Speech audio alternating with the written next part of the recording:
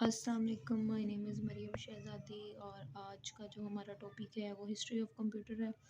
और history of computer में हम देखेंगे सेकंड जनरेशन ऑफ कंप्यूटर।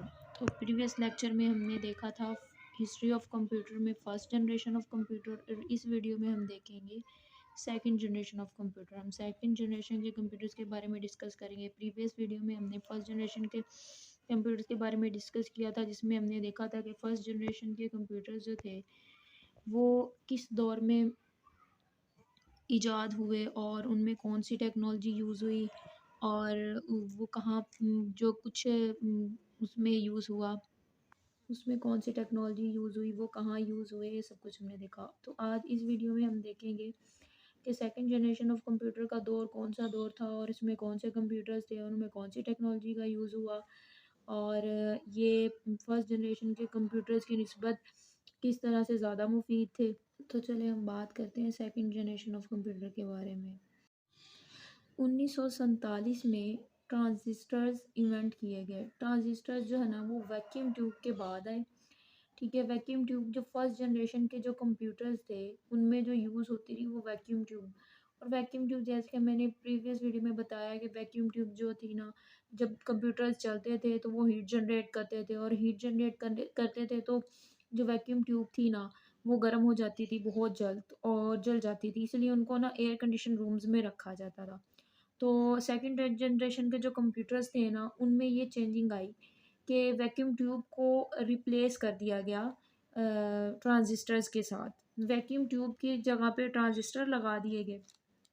तो सेकंड जनरेशन में इन्होंने ट्रांजिस्टर का इस्तेमाल किया। जो सेकंड जनरेशन के कंप्यूटर थे ना, ये बहुत बड़ी तब्दीली थी कि वैक्यूम ट्यूब को चेंज करके उसमें ट्रांजिस्टर लगाए गए, ट्रांजिस्टर का इस्तेमाल किया। ट्रांजिस्टर जो थे ना वो ज़्यादा मुफीद थे as compare to vacuum tube.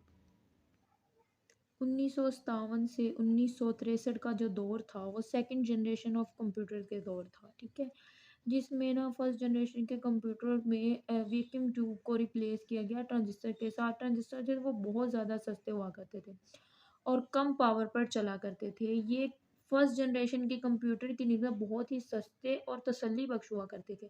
जैसे कि मैंने बताया कि ये तसल्ली बख्श इसलिए हुआ करते थे कि पहले जो फर्स्ट जनरेशन के कंप्यूटर थे उनमें वैक्यूम ट्यूब जल जाती थी, टूट जाती थी, और उनको चलाने के लिए बहुत ज़्यादा इलेक्ट्रिसिटी की ज़रूरत होती थी। उसकी निस्बत जो है ना सेकंड जनरेशन के कंप्यूटर में जो ट्रांजिस्टर लगाए गए थे वो सस्ते भी होते थे और कम पावर पर चला करते थे और वो कम हीट जनरेट करते थे। और जो सेकंड जनरेशन के जो कंप्यूटर्स थे ना वो फर्स्ट जनरेशन की निस्बत फास्ट काम करते थे। सेकंड जनरेशन के कंप्यूटर्स में ना मैग्नेटिक क्योर को as a primary memory use करते रहे और मैग्नेटिक टेप को as a secondary memory use करते रहे। फर्स्ट जनरेशन के जो कंप्यूटर्स थे ना वो मशीन लैंग्वेज को सपोर्ट करते थे, सिर्फ मशीन लैंग्वेज को। लेकिन सेकंड जनरेशन के जो कंप्यूटर्स थे ना वो मशीन लैंग्वेज को भी सपोर्ट करते थे, असेंबली लैंग्वेज और हाई लेवल लैंग्वेज को भी सपोर्ट करते थे। जो फर्स्ट जनरेशन के कंप्यूटर्स जो थे वो सिर्फ मशीन लैंग्वेज को सपोर्ट करते थे। ये बहुत बड़ा ड्रॉबैक था जिसको ओवरकम किया सेकंड जनरेशन के कंप्यूटर ने। वो असेंबली लैंग्वेज को भी सपोर्ट करते थे, हाई लेवल लैंग्वेज को भी सपोर्ट करते थे। ठीक है, जिनमें फोर्ट्रान और कबूल को की लैंग्वेज को इस्तेमाल किया गया। सेकंड जनरेशन के कंप्यूटर्स थे ना वो कुछ एडवांस कंप्यूटर्स थे जिनमें बैच प्रोसेसिंग के साथ साथ मल्टी प्रोग्रामिंग ऑपरेटिंग सिस्टम का इस्तेमाल भी किया गया। अगर हम इसके फीचर्स के बारे में बात करें तो इसमें ट्रांजिस्टर्स का इस्तेमाल किया गया। फर्स्ट जनरेशन के मुकाबले में ये ज़्यादा तसल्ली बख्श हुआ करते थे क्योंकि इनका साइज़ बहुत कम था और कम पावर पर चला करते थे।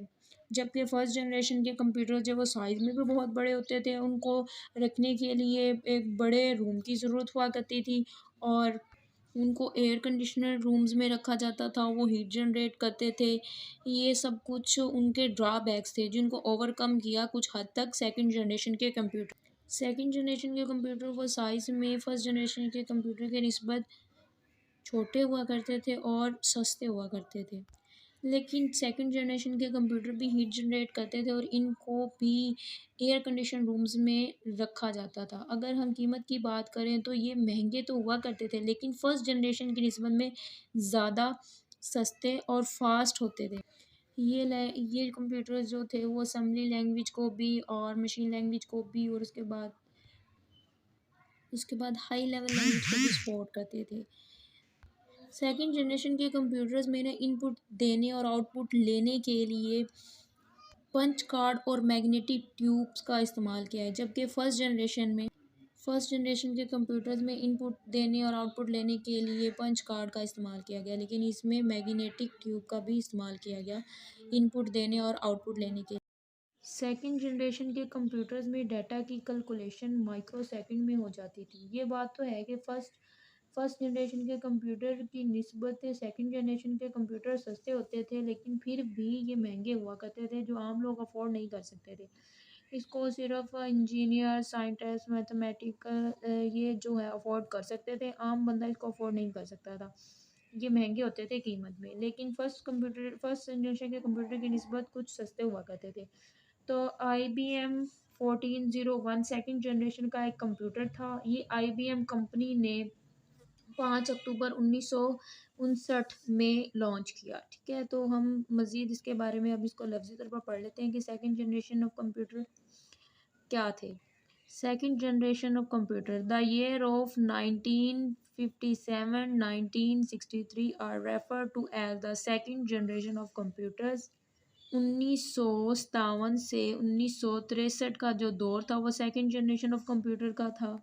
COBOL and Fortran programming language were used in this generation. इस जनरेशन में फोर्ट्रान और COBOL प्रोग्रामिंग लैंग्वेज का यूज़ किया गया। In this generation vacuum tube are were replace by transistors. इस जनरेशन में वैक्यूम ट्यूब्स को रिप्लेस किया गया ट्रांजिस्टर्स के साथ। Transistors made the computer smaller, faster and more energy efficient. ठीक है, ट्रांजिस्टर्स ने कंप्यूटर्स को स्मॉल मतलब छोटा कर दिया, साइज में फास्ट कर दिया और मोर इफिशिएंट बना दिया।